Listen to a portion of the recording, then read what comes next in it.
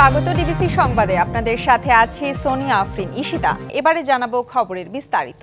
বিশ্ব রক্ষায় ভোগবাদী জীবনধারা বদলানোর আহ্বান জানালেন অন্তর্বর্তী সরকারের প্রধান উপদেষ্টা ডক্টর মোহাম্মদ ইউনুস। এজন্য নতুন সভ্যতা গড়ার বার্তা দেন তিনি। আজারবাইজানে ওয়ার্ল্ড লিডার্স ক্লাইমেট অ্যাকশন সামিটে শূন্য নেট কার্বন নির্গমন, শূন্য সম্পদ ঘনত্ব আর নিজেদের উদ্যোক্তা হিসেবে পরিণত করার মাধ্যমে শূন্য বেকারত্ব সৃষ্টির কথার জোর দিয়ে বলেন তিনি। শিল্পায়ন একদিকে পৃথিবীতে মানুষের জীবনকে সহজ করছে, অন্যদিকে শিল্পায়নের কারণে কার্বন নিঃসরণ পৃথিবীতে জলবায়ু সংকট তীব্রতর করছে। তাতে প্রাকৃতিক বিপর্যয়ে মানব সভ্যতাই ঝুঁকির মুখে। আজারবাইজানের রাজধানী বাকুতে চলা এবারের জলবায়ু সম্মেলনে সবচেয়ে কার্বন নিঃসরণকারী শিল্পোন্নত দেশ যুক্তরাষ্ট্র, রাশিয়া, চীন আর ভারতই অংশ নেয়নি। এই বিশ্ব সম্মেলনে তৃতীয় দিনে বক্তব্য রাখেন বাংলাদেশের অন্তর্বর্তী সরকারের প্রধান উপদেষ্টা ডক্টর মোহাম্মদ ইউনুস। বিশ্ব দরবারে জলবায়ু সম্মেলনে তিনি তার বক্তব্য উপস্থাপন করলেন ভিন্নভাবে। জলবায়ু সংকট তীব্রতর হচ্ছে, এর জন্য তিনি আত্মধ্বংসাত্মক মূল্যবোধের প্রচারকে দায়ী করেছেন। আত্মবিধ্বংসী মূল্যবোধের প্রচার চালিয়ে যাওয়ায় আমাদের সভ্যতা গুরুতর ঝুঁকির মধ্যে পড়েছে। ভয়াবহ পরিস্থিতি এড়ানোর জন্য একটি নতুন পথে যেতে হবে। আর এর থেকে বেরিয়ে আসার জন্য বিশ্ববাসীকে ভোগবাদী জীবনধারা বদলানোর আহ্বান জানান ডক্টর মোহাম্মদ ইউনুস। মানব সভ্যতা টিকিয়ে রাখতে হলে গ্রহণ করতে হবে ভিন্ন জীবনধারা, গড়ে তুলতে হবে ভিন্ন এক সংস্কৃতি, যেখানে যুব শক্তিকে একত্রিত করতে হবে। আর সেটা হতে হবে ৩-০ ধারণা বাস্তবায়নের মধ্য দিয়ে। জলবায়ু সংকট উত্তরণে সম্মেলনে আগামীর যুব সমাজের জন্য ৩ বার্তা দিয়ে ডক্টর মোহাম্মদ ইউনুস বলেন, প্রতিটি ব্যক্তি ৩-০ ব্যক্তি হিসেবে গড়ে উঠবে। শূন্য নেট কার্বন নিঃসরণ, শূন্য সম্পদ ঘনত্ব এবং নিজেদের উদ্যোক্তা হিসেবে পরিণত করার মাধ্যমে শূন্য বেকারত্ব। এটি নতুন সভ্যতা তৈরি করবে বলে প্রত্যাশার কথা বলেন প্রধান উপদেষ্টা। মেহের বনি, ডিবিসি নিউজ, ঢাকা। আজারবাইজানে বিশ্ব জলবায়ু সম্মেলনে কথা বলেছেন প্রধান উপদেষ্টা। কপের প্যারালাল অনেক সেমিনারেও কথা বলেছেন প্রধান উপদেষ্টা। অনুষ্ঠিত হচ্ছে সেমিনারও, সেখানে আছেন সহকর্মী ইশরাত জাহান উর্মি। আমরা সরাসরি যুক্ত হচ্ছি তার সাথে। উর্মি, কপে এসবের পাশাপাশি আর কি কি অনুষ্ঠিত হচ্ছে বিস্তারিত জানাবেন।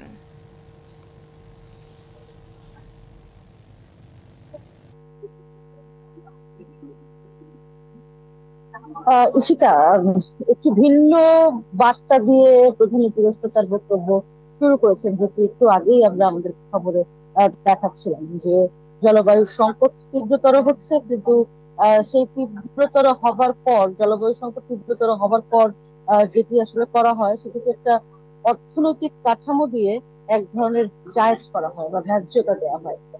ডক্টর মোহাম্মদ ইউনুস এই ন্যায্যতার বিপক্ষে কথা বলেছেন। তিনি বলেছেন যে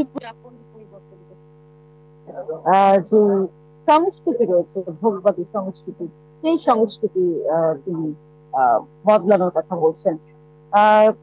তার যে বক্তব্যটি আসলে এর মধ্যে এত এক ধরনের ফিলোসফি রয়েছে, শুধু পুরোপুরি বক্তব্য নয়, এক ধরনের দর্শন রয়েছে, জীবন দর্শন। আর যেখানে তিনি আসলে শুধু টাকা পয়সা চাওয়ার বিষয়টিকে একেবারে এক ধরনের কি বলবো অস্বীকারই করেছেন। তিনি বলছেন যে আপনি যত বেশি আসলে ভোগবাদী জীবনের দিকে যাবেন তত বেশি সেই এবং এটি যত বাড়বে ক্ষতি হবে। এটি একটি ব্যাপার এবং তিনি একই সাথে বলছেন যে জীবাশ্ম জ্বালানি শূন্য কার্বনের উপর ভিত্তি করে তৈরি হবে, যে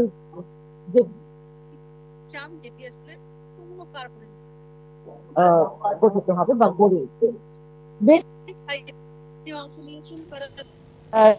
বৈঠক নয়, আমি বলবো যে বিভিন্ন সেমিনার, যেমন আমি জানাচ্ছিলাম যে ওয়ার্ল্ড হেলথ অর্গানাইজেশনের আয়োজনে একটি সেমিনারে তিনি অংশ নিলেন। সেখানে তিনি বললেন যে প্রত্যেকটা মানুষের $5 খরচ করা হয় মাথাপিছু, তাহলে আমাদের মতো দেশগুলোতে স্বাস্থ্যসেবা, টেকসই স্বাস্থ্যসেবা সবার জন্য নিশ্চিত হচ্ছে, এরকম একটি কথা তিনি বললেন। এছাড়াও আপনি জানেন যে আসলে ডক্টর মোহাম্মদ ইউনূসের এক ধরনের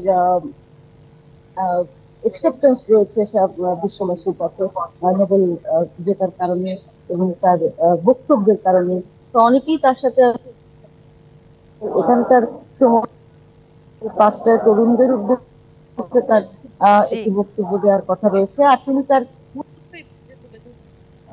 পরিবেশ উর্মি, ঈশা জাহান উর্মি, আপনাকে অসংখ্য ধন্যবাদ আমাদের সাথে যুক্ত হবার জন্য। সংস্কারের জন্য স্বল্প, মধ্য ও দীর্ঘমেয়াদী পরিকল্পনা নিয়ে সরকার কাজ করছে জানালেন অর্থ উপদেষ্টা ডক্টর সালেউদ্দিন আহমেদ। তিনি বলেন, সরকার মানুষের জন্য ইতিবাচক সংস্কার করছে, ফলে পরবর্তী সরকার জনগণের চাপে এসব এড়িয়ে যেতে পারবে না। বর্তমান সরকার ফুটপ্রিন্ট রেখে যাবে, পরের সরকার তা অনুসরণ করবে। রাজধানীর আগারগাঁওয়ে পল্লী কর্মসহায়ক ফাউন্ডেশন PKSF এর 34 বছর পূর্তি উপলক্ষে আয়োজিত অনুষ্ঠানে এসব কথা বলেন তিনি। আরও বলেন, দেশে ভালো মানুষ ও প্রতিষ্ঠানের অভাবে অনেক প্রকল্প যথাযথভাবে বাস্তবায়ন হয় না।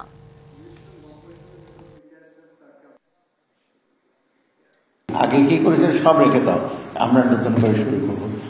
ডেড ওয়েট লস, সমস্ত ইনভেস্টমেন্টগুলো নষ্ট হয়। আমরা বলি তো এক পলিটিশিয়ান বলেছেন ঠিক আছে, দেখি আমরা না, আপনারা আমাদের ফুটপ্রিন্টটা অ্যাভয়েড করতে পারবেন না, কারণ আমরা যেটা করবো জনগণের ভালোর জন্য, জনগণই আপনাদের চাপ দেবে, আমরা আমাদের কিছু করবো না, কারণ মানুষই করবো। এটা ওনারা করেছিলেন। Why don't you continue it? বিদ্যুৎ নিয়ে আদানির সঙ্গে হওয়া চুক্তি দেশের স্বার্থ বিরোধী উল্লেখ করে তা বাতিল চেয়ে হাইকোর্টে রিট দায়ের করা হয়েছে। সকালে হাইকোর্টের সংশ্লিষ্ট শাখায় ব্যারিস্টার M কাইয়ুম এই রিট দায়ের করেন। বিচারপতি ফারাহ মাহবুব ও বিচারপতি দেবাশিস রায় চৌধুরীর হাইকোর্ট বেঞ্চে এই রিট আবেদনটির উপর শুনানি হবে। এর আগে গত 6 নভেম্বর বিদ্যুৎ নিয়ে ভারতের আদানি গ্রুপের সঙ্গে সব চুক্তি বাতিল চেয়ে সরকারকে লিগ্যাল নোটিশ পাঠান সুপ্রিম কোর্টের এক আইনজীবী। নোটিশে অবিলম্বে অন্যায্য একতরফা চুক্তি পুনর্বিবেচনা অথবা পুরোটাই বাতিল চাওয়া হয়েছে। বিদ্যুৎ বিভাগের নির্দেশনায় আদানির সঙ্গে তাড়াহুড়া করে 2017 সালে 25 বছর মেয়াদী বিদ্যুৎ ক্রয় চুক্তি হয়। ভারতের পূর্বাঞ্চলীয় রাজ্য ঝাড়খণ্ডে আদানির 1600 মেগাওয়াটের বিদ্যুৎ কেন্দ্র থেকে মূলত বাংলাদেশে বিদ্যুৎ সরবরাহ করা হচ্ছে। নিয়ে অনিশ্চয়তা কাটছে না, কারণ অন্তর্বর্তী সরকার এখনো এ নিয়ে কর্মপরিকল্পনা ঘোষণা করেনি। একথা জানিয়ে বিএনপি মহাসচিব মির্জা ফখরুল ইসলাম আলমগীর বলেছেন, দেশের রাজনৈতিক অর্থনৈতিক সংকট মোকাবেলায় নির্বাচিত সরকারই প্রয়োজন। দলটির অন্য নেতারা বলেন, শেখ হাসিনার দেশ প্রেম ছিল না, ছিল ভারত প্রেম। তাই ভারতকে সুবিধা দেওয়ার জন্য সব কাজ করেছেন তিনি। সকালে ঠাকুরগাঁয়ে নিজ বাসভবনে সংবাদকর্মীদের প্রশ্নে বিএনপির মহাসচিব বলেন, দেশের রাজনৈতিক ও অর্থনৈতিক সংকট মোকাবেলায় নির্বাচিত সরকারই প্রয়োজন। আমাদের চিন্তাতে আগামী নির্বাচন নিয়ে, সেটাই আমরা এখন পর্যন্ত নিশ্চিত নই। দেশের রাজনৈতিক সংকট মোকাবেলা, অর্থনৈতিক সংকট মোকাবেলা সব কিছুর জন্য এখন একটা নির্বাচিত সরকার, নির্বাচিত পার্লামেন্ট অত্যন্ত জরুরি। এদিকে বনানীর রাজুক মাঠে আন্দোলনে চোখ ক্ষতিগ্রস্ত ও নিম্নবিত্তদের জন্য চক্ষু সেবা ক্যাম্প আয়োজনে রুহুল কবির রিজভী বলেন, শেখ হাসিনা ছিলেন ভারত প্রেমী, যা করেছেন ভারতের জন্য করেছেন। আপনার তো কোনো দেশপ্রেম ছিল না, আপনার ছিল ভারত প্রেম। ওই একটাই প্রেম ছিল আপনার, কারণ আপনার পররাষ্ট্রমন্ত্রী বলেছে যে বাংলাদেশ ভারতের সম্পর্ক স্বামী স্ত্রীর সম্পর্ক। সুতরাং আপনার প্রেম কার সাথে এইটা মানুষ জানতো। আরেক অনুষ্ঠানে বিএনপি চেয়ারপারসন উপদেষ্টা আব্দুস সালাম বলেন, সরকারের উচিত বুক উঁচিয়ে ভারতকে প্রশ্ন করা। আজকে স্বাধীনভাবে বুক উঁচিয়ে কথা বলতে হবে। ফ্যাসিস্টকে বিদায় করার পরও এই সরকারকে আমরা এনেছি। এই সরকার যদি বুক উঁচিয়ে আজকে ভারতের কাছে প্রশ্ন করতে না পারে, এই সরকার দিয়ে কি হবে? প্রশাসনের সমালোচনা করে বিএনপি নেতারা বলেন, তারা এই সরকারকে সহযোগিতা করছে না, তাই দ্রুত নির্বাচন দেওয়ার দাবি করেন। ঐক্যবদ্ধভাবে আবার নির্বাচিত সরকার আমরা গঠন করব। Mohaiminul Khan Apu, DBC news, Dhaka. রাজধানীতে নিষিদ্ধ পলিথিন উৎপাদনের বিরুদ্ধে দিনভর অভিযান পরিচালনার কথা থাকলেও স্থানীয় শ্রমিকদের তোপের মুখে তা বন্ধ করে দেয় পরিবেশ অধিদপ্তরের কর্মকর্তারা। এ সময় অভিযানের বিষয়ে তথ্য জানতে চাইলে সাংবাদিকদের সঙ্গে অসহযোগিতামূলক আচরণ করেন অভিযানের নেতৃত্ব দেয়া পরিবেশ মন্ত্রণালয়ের উপসচিব বেগম রুবিনা ফেরদৌসি। বুধবার সকাল 11টা ঘোষণা অনুযায়ী নিষিদ্ধ পলিথিন উৎপাদনকারী প্রতিষ্ঠানের বিরুদ্ধে অভিযানে নামে পরিবেশ অধিদপ্তর। পুরান ঢাকার কামালবাগ এলাকার একটি তালাবদ্ধ কারখানায় অভিযান পরিচালনা করা হলে সেখান থেকে পাওয়া যায় নিষিদ্ধ পলিথিন ও পলিথিন উৎপাদনকারী কাঁচামাল। এরপর তা জব্দ ও কারখানাটি সিলগালা করা হয়। কিছুক্ষণ পরই মালিক শ্রমিক পক্ষের লোকজন জড়ো হয়ে অভিযানের বিরোধিতা করে। তারা জানায়, আয় রোজগারের বিকল্প ব্যবস্থা না করে কারখানা সিলগালা করায় আপত্তি তাদের। আমাদের একটা চাকরি দেন, আমাদেরটা করে তারপর আপনারা বন্ধ করেন, নাইলে বন্ধ করেন না, নাইলে বন্ধ করেন না। এসিংয়ে বড় বড় জিনিস, অবৈধ জিনিস বাংলাদেশে চলে, হেডি বন্ধ করেন না। আপনারা শুধু খালি পলিথিনটার উপরে কি আসেন যে পলিথিনটা বন্ধ করেন, পলিথিনটা বিকল্প কি বের করছেন না, এটার বিকল্প একটা দিয়ে তারপর তো সেটা বন্ধ করতে হইব, ঠিক না? 4 লক্ষ পরিবারের সন্তান আছে পলিথিনের, 4 লক্ষ। আপনারা কি চাচ্ছেন? তাদেরকে কি আপনারা নষ্ট করে দিতে চাচ্ছেন না চুরি শিখাতে চাচ্ছেন? ভবিষ্যৎ কি করে দিচ্ছেন? বিকল্প কাজের ব্যবস্থা করে দেওয়া ছাড়া পলিথিন লাইন বন্ধ হবে না। এক পর্যায়ে পরিস্থিতি উত্তপ্ত হলে নিয়ন্ত্রণে নেয় সেনাবাহিনী। পরে অভিযানের নেতৃত্ব দেয়া রুবিনা ফেরদৌসীর নির্দেশে ঘটনাস্থল ত্যাগ করে ফিরে আসে যৌথ বাহিনী। অভিযান সম্পর্কে তথ্য জানতে চাইলে সাংবাদিকদের সঙ্গে অসহযোগিতামূলক আচরণ করেন এই উপসচিব।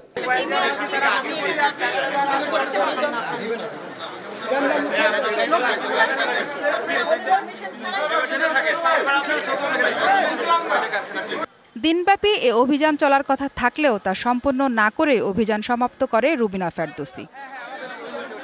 মাহফুজা বৃষ্টি, ডিভিসি নিউজ, ঢাকা। যথাযথ চিকিৎসার দাবিতে জাতীয় অর্থোপেডিক হাসপাতাল ও পুনর্বাসন প্রতিষ্ঠান নিটোর এর সামনে অবরোধ করে বিক্ষোভ করেছে গণ অভ্যুত্থানে আহত ও চিকিৎসাধীন ছাত্র জনতা। বুধবার দুপুর 1টার পর আগারগাঁও থেকে শ্যামলীমুখী সড়কে অবস্থান নিয়ে তারা বিক্ষোভ শুরু করেন। অভ্যুত্থানে আহত ছাত্র জনতা সড়কে অবস্থান নিয়ে বিভিন্ন দাবিতে স্লোগান দেয়। বিক্ষোভকারীরা অ্যাম্বুলেন্স ছাড়া অন্য সব ধরনের যান চলাচল বন্ধ করে দেয়। যথাযথ চিকিৎসা পাচ্ছেন না জানিয়ে তারা অভিযোগ করেন, চিকিৎসায় যে অর্থ বরাদ্দ হয়েছে তাও তারা পাননি। হাসপাতালের একটি ওয়ার্ডে 48 জন চিকিৎসা নিলেও বিক্ষোভকারীদের দাবি 2-1 সঙ্গে কথা বলে চলে যান স্বাস্থ্য উপদেষ্টা। এছাড়া চিকিৎসা ব্যবস্থা নিয়েও ক্ষোভ জানান তারা। এর আগে সকালে স্বাস্থ্য উপদেষ্টা নূরজাহান বেগম ও বাংলাদেশে নিযুক্ত British high commissioner Sarah Cook জাতীয় অর্থোপেডিক হাসপাতাল ও পুনর্বাসন প্রতিষ্ঠান নিটোর পরিদর্শন করেন।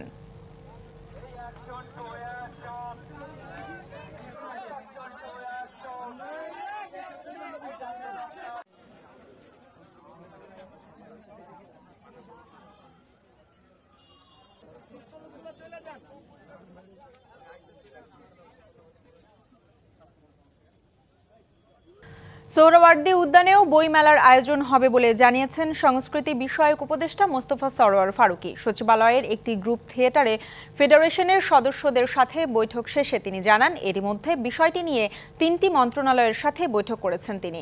এছাড়া নতুন বাংলাদেশ নিয়ে একটি সিনেমা তৈরির কথাও ভাবা হচ্ছে জানিয়ে তিনি বলেন, গত 15 বছর দেশে মুক্তিযুদ্ধকে আড়াল করে রাখা হয়েছিল। এছাড়া 15 বছর অনেক দুঃশাসন হয়েছে, দুর্নীতি হয়েছে হাজার হাজার কোটি টাকার। শিল্পকলা একাডেমি এলাকায় নিরাপত্তা জোরদার করা হবে বলেও জানিয়েছেন তিনি। জুলাই অভ্যুত্থানের চেতনা নিয়ে আগামী 2-3 দিনের মধ্যে নিজ মন্ত্রণালয়ের কাজ পুরোদমে শুরু করতে পারবেন বলে আশা প্রকাশ করেছেন সংস্কৃতি বিষয়ক উপদেষ্টা।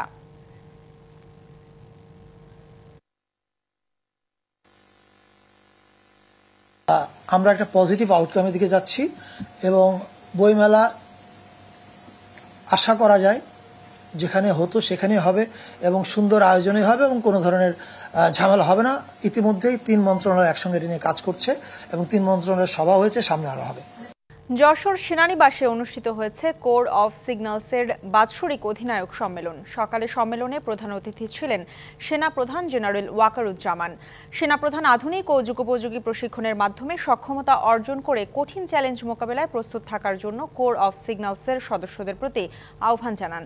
এ সময় সেনাপ্রধান কোরের প্রযুক্তিগত উন্নয়ন, গবেষণা, পেশাগত দক্ষতা বৃদ্ধি ও ভবিষ্যৎ কর্মপরিকল্পনা সহ বিভিন্ন বিষয়ে আলোকপাত করেন। অনুষ্ঠানে সেনা সদরের ঊর্ধ্বতন সামরিক কর্মকর্তা সহ সিগন্যালস ইউনিটের অধিনায়করা উপস্থিত ছিলেন।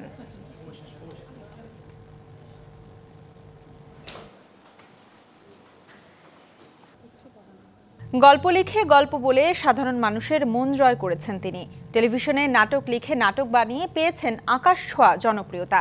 নিজের মেজাজে চলচ্চিত্র নির্মাণ করে দর্শক হৃদয় মাতিয়েছেন। জীবিত হুমায়ুন আহমেদ 3 দশক দেশে লেখক হিসেবে রাজত্ব করেছেন সম্রাটের আসনে বসে।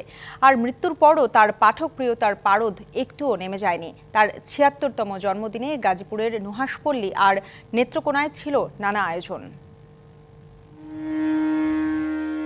গল্প, নাটক আর চলচ্চিত্র নির্মাণে নিজের সময়টাকে রাঙিয়ে গেছেন হুমায়ুন আহমেদ। মৃত্যুর আগে 3 দশক এবং মৃত্যুর পরও দেশের সবচেয়ে পাঠকপ্রিয় লেখক তিনি। বর্ষা আর জ্যোৎস্নাপ্রিয় হুমায়ুন জন্মেছিলেন নবান্নের হেমন্তে। তার সৃষ্টিশীলতার অনন্ত উৎস ছিল মানুষ আর প্রকৃতি। অরণ্য আর নির্জনতার জন্য গাজীপুরে গড়ে তুলেছিলেন নুহাশপল্লী। সেই নুহাশপল্লীতেই স্বজন শুভানুধ্যায়ী ও তার ভক্তরা মেতেছিলেন জন্মদিনের আয়োজনে। বুধবার দুপুরে মেহের আফরোজ শাওন, 2 ছেলে নিনিত ও নিশাত হুমায়ুন আহমেদের কবর জিয়ারত করেন। লেখকের ভক্ত, কবি, লেখক আর নাট্যজনরা ফুল হাতে শ্রদ্ধা জানাতে ভিড় করেন লিচুতলায়। নন্দিত লেখকের প্রিয় চরিত্র হলুদ পাঞ্জাবিতে হিমু এবং নীল শাড়িতে রূপা সেজে আসেন ভক্ত ও পাঠকরা। জানান লেখকের প্রতি অতল শ্রদ্ধা ও ভালোবাসার কথা। তিনি বাংলা সাহিত্যকে যেভাবে আলোড়িত করেছেন, যেভাবে আরো উঁচু স্থানে নিয়ে গিয়েছেন, সেই জায়গা থেকে আমরা মনে করছি যে আমরা ওনার কাছে দায়বদ্ধ। আজ যদি হুমায়ুন আহমেদ স্যার বেঁচে থাকতেন, ওনার সাথে কথা বলে হয়তো আমার মনের কষ্টটা দূর হয়ে যেত। প্রতি বছর রিজাল্ট কেয়ার হাই স্কুল থেকে আমরা ওনাকে শ্রদ্ধা নিবেদনের জন্য আসি। এ সময় লেখকের স্মৃতি সংরক্ষণে জাদুঘর নির্মাণের কথাও জানান স্ত্রী মেহের আফরোজ শাওন।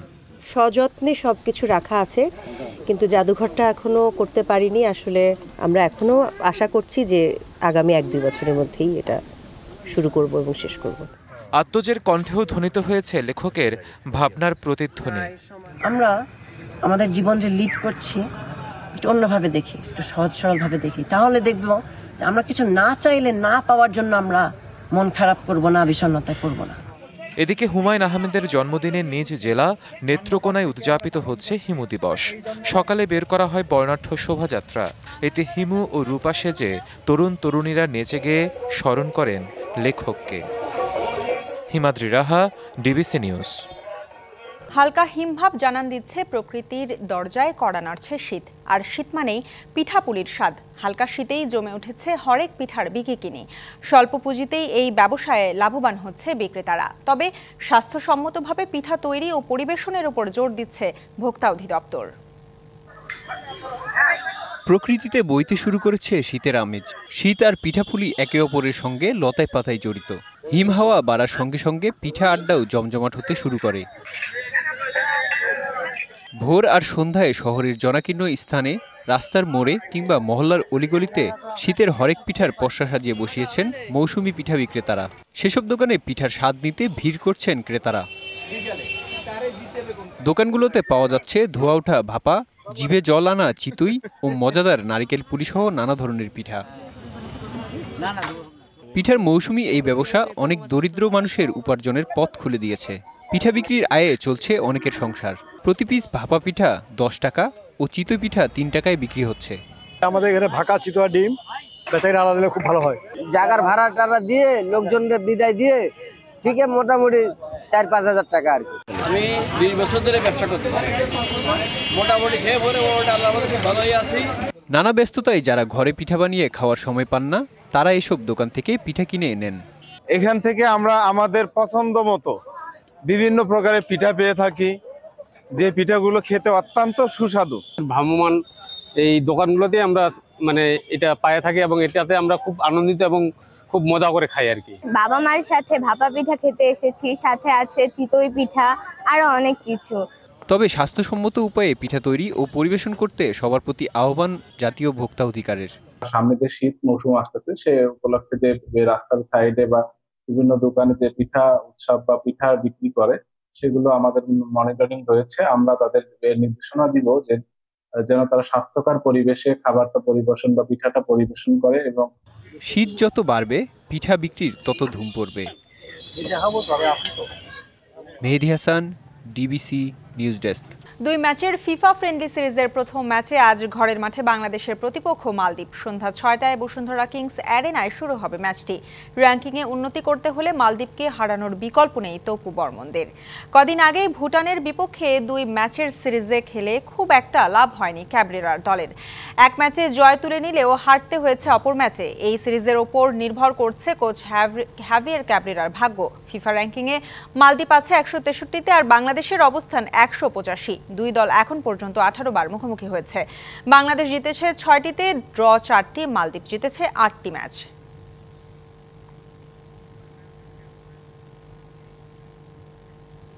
গতরাতে দেশে ফিরেছে বাংলাদেশ ওয়ানডে ও টি-20 ক্রিকেট দল। মঙ্গলবার রাত 10:30টায় ঢাকায় পৌঁছান শান্তরা। বহরে ছিলেন ইনজুরিতে পড়ার নাজমুল শান্ত, মোস্তাফিজ, তাওহিদ হৃদয়, তানজিদ তামিম, মাহমুদুল্লাহ রিয়াদরা। উইন্ডিজের বিপক্ষে ওয়ানডে আর টি-20 আগামী মাসে হওয়ায় ওয়ানডে আর টি-20 দলের ক্রিকেটাররা দেশে ফিরে এসেছেন। কয়েকদিনের বিরতি দিয়ে দেশে স্থানীয় কোচদের অধীনে প্রস্তুতি নেবেন ক্রিকেটাররা। টেস্ট দলের ক্রিকেটাররা আরব আমিরাত থেকে গেছে ওয়েস্ট ইন্ডিজে। সেখানে 15 থেকে 19 নভেম্বর 4 দিনের প্রস্তুতি ম্যাচ খেলবেন মেহেদী মিরাজরা।